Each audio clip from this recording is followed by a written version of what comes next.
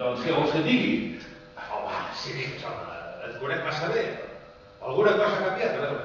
Tu sempre t'has mantingut a una certa distància de tothom, vull dir, dels altres. I ara et ve de mi.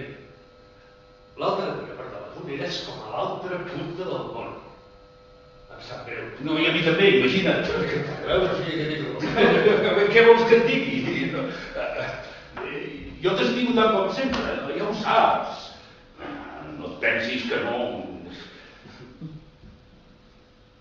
Però és més fort que jo. Què és més fort que tu? Per què no m'ho has dit? Tot això t'atrau, mentida, oi que sí? Però què deu ser? Sempre és allí, en algun lloc més enllà de les nostres fronteres, sempre hi serà. Aquesta mena de satisfacció, de contentament així per res, una recompensa per res. Molt bé. Què vols? Les felicitats que tots els pobres desgraciats contemplen amb el nas enganxat a la paret. Posa'm un exemple, sisplau. El problema és saber quin triar.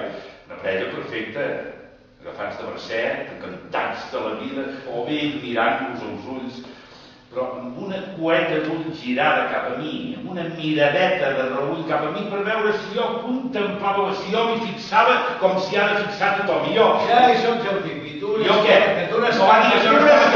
Ara, això és veritat, això és el que tu volies, el que tu buscaves. I tot anava aquí. Tot anava aquí. Et calia que jo n'estigués gelós. I no n'estava. Era l'època que feien alpinisme, el Dauphiné. Havíem escalat la barra dels escrits, te'n recordes? Sí, va. Érem 5. Nosaltres dos companys més i un guia. Anàvem de baixada. De sobte tu et vas aturar. Vas fer parar tota la cordada. I vas dir així a costó. I si ens aturéssim un moment a mirar? Va, company. Hi deuria haver algun moment més endavant. Algun moment que t'hauria fet recuperar l'esperança. Esperança després d'això? Sí, tu no la perds mai, l'esperança.